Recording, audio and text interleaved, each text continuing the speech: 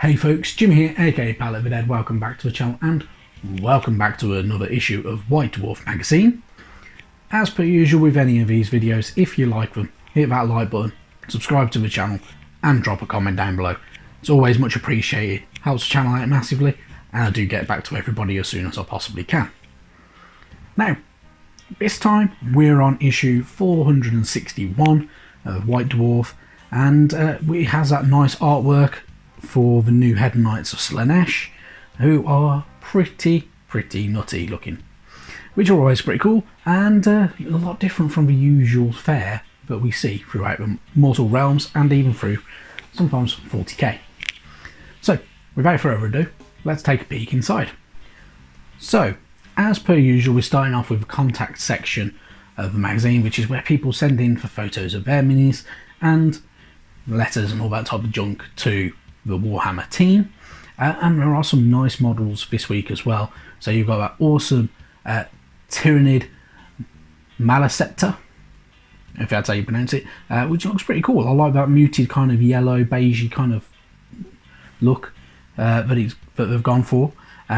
You got some awesome Harlequins as well, which look really nice in that corner, and then you've got the usual 40k Marines just down here. Then on the other page though, you've got some awesome models. So you've got an awesome nice Knight Incantor just up there as well, which is a very nicely done model. The base and the plinth for that model is frigging fantastic, and really quite impressive. Obviously a lot of time and effort has gone into that, and the guy who's done it is very talented to be able to get that done in the way that they have. Got an awesome Noise Marine as well. I do like the Noise Marine, it's a pretty cool looking model. Looks quite fun and funky and a lot different from your usual, which is the main thing for it. Some more Stormcast dust up there as well, which the paint scheme for them is very nice as well. They have been done very well. They look absolutely fantastic. I must admit, my kind of blending isn't anywhere near as good as that, so I won't be attempting that scheme anytime soon, but they have been done very well, in all honesty, and yeah, a lot of good things to say about them. They're very pretty models indeed. An awesome Necron Annihilator barge as well, which is very cool. It's got that glow to it, which looks pretty cool, even going on to the Necrons as well, so like it is kind of producing its own light source essentially. And then on the last kind of little section, you've got an awesome Tyrannid as well just up there, which looks pretty cool. Having that kind of paint scheme does work very well. Another Knight Incantor, because I know everybody seems to have a thing for Knight Incantors in this issue. And you've got a cool Orc just over there, and some awesome models just here as well, some conversions, which look very good. A little bit further into the magazine, you got an Age of Sigmar bit here, focusing mainly on the Flesh Eater Courts and then Crypt Ghouls and stuff like that, as well as the good old Terror Dragon as well, which looks really cool. Very nice models. The Flashpoint itself going through the Broken Realms and kind of increasing the perception of death and Nagash's forces as well throughout a lot of this.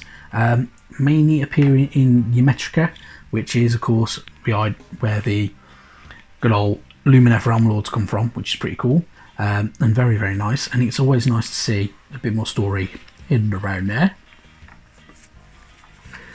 Throughout all of this as well, there are mentions about the good old Ossiarch Bone Reapers, just for instance in that, and two pieces of art, and then you got some nice kind of artistry just there, which is literally good old Crypt Ghouls going mainly up against the Ossiarch Bone Reapers themselves and stuff like that, which is pretty cool. And then the actual kind of battle plans and stuff like that for the Flashpoint to go through if you wish to as well, which is pretty decent and pretty cool, and very nice to see Flashpoints kind of focusing on the Mortal Realms and the Age of Sigmar as well, instead of just 40k all the time, which is always very nice. And then there is also a little painting guide, so if you're having Crypt Ghouls and you're struggling to kind of paint them up or anything like that, there is some nice tips just on here as well, so you can get them going that way. They look very, very nice. They are done pretty easily, pretty well, and they will definitely keep you going for a little bit. So definitely a nice way of doing them. And painting up things like scars on the heads and the eyes and everything like that as well. Some tips and tricks for you if you wish to paint them up like that. Fairly simple to paint in a lot of ways, but very, very good, and quite hauntingly evil, as you can tell through a lot of them as well, if you wanted to paint them that way.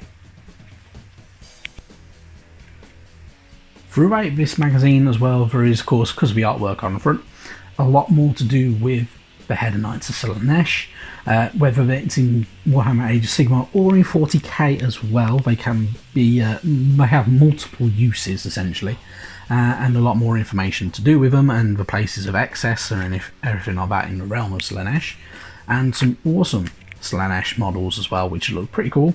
So the realm of possibilities there with their Head Knights and the Demonettes and everything like that, as well as Chaos Warriors, Debased Addicts. If you're going for 40k, you can also have a Noise Marine and Flawless Host and stuff like that as well, which are pretty cool, and some nice artwork as well, some nice well-painted minis that look pretty cool going up on there, and very, very nicely painted as well, which is always good. There are also some awesome kind of converted models as well, so you got that Ugroid from good old Warcry sets, being painted up and done in a more of a Slaanesh style and everything like that, and converted around that, which looks really, really cool, and is very, very nicely done. The same with good old Drakari and everything like that from 40k, and the kind of Dark Elves from that, and a very nicely painted scheme for Slaanesh on there as well, with some conversions being done to kind of pimp them out a little bit, which looks pretty cool. And then there are some ideas for doing different bases as well, which are pretty cool and pretty decent, and they look really, really nice as well. So you can have things like getting tortured flesh for kind of like the base if you wanted to do that. Well, pretty cool, and does look pretty decent. Wealth, hoarded wealths, kind of psychedelic shrubbery, and of course a nest of tentacles, which looks pretty cool as well, and a pretty decent idea, and definitely quite nice. Looks pretty cool. Definitely very, very different to do things like that if you wish to do that, and would work very, very well. But it's always up to you. If you want to do different bases, you can do many different bases. Have a bit of fun with it. Work out pretty cool majority of the time as well. In terms of Warhammer 40k, you've got an awesome battle report as well for Genestealer cults going up against some Necrons. It looks pretty cool and looks very, very nicely done as well. Some very nice Genestealer cults in there, which are pretty cool. They've got a lot of cool units and some interesting bits and pieces as well, like the vehicles, which are for the Genestealers are very, very nice, as well as that the big buggers that we've got up there as well, which are kind of like hybrid Tyranids that have been mixed over for Genestealers, and they work very, very well. They look pretty cool, and the battle report goes quite nicely as well. It kind of flows quite well, having all that terrain as well, which makes it look very, very nice.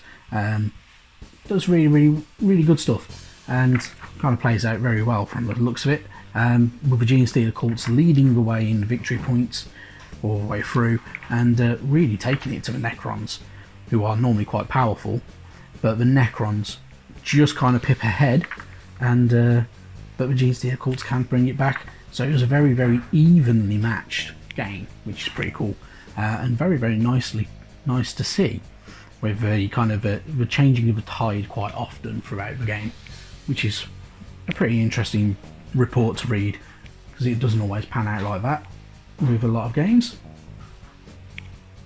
In terms of the fiction for good old Warhammer as well, there is the continuation of the story from last month for the kind of new kind of fiction from David Geimer, which is pretty cool.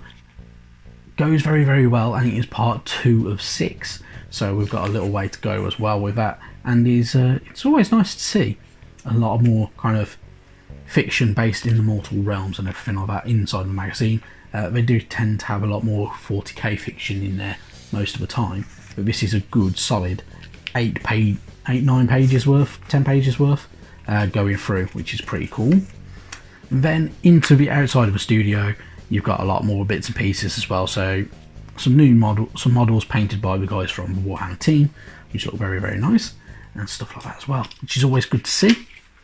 And then we've got some Iron Fists at the back as well for 40k. The next issue goes on sale on the 19th of March, so 1 month from now, and it's pretty cool. It's, yeah, looking forward to it. It should be really, really good. And finally, the artwork on the back is some of the Eldar as well from 40k, going up against some Necrons, which is always pretty good to see, and a bit different as well because they don't have a lot of focus at the moment on those guys. Right, that's it for this video. As I said at the beginning, if you liked it, hit the like button, subscribe to the channel, drop a comment down below. Great to hear from you guys. Do really, really appreciate it, and we will look into more White Dwarf in the future. And that's only just a short breakdown. The magazine does have a lot more other bits and pieces if you're into it, and if it takes your fancy, pick a copy of it up from your local shop and have fun. Right, I will catch you next time, and bye bye now.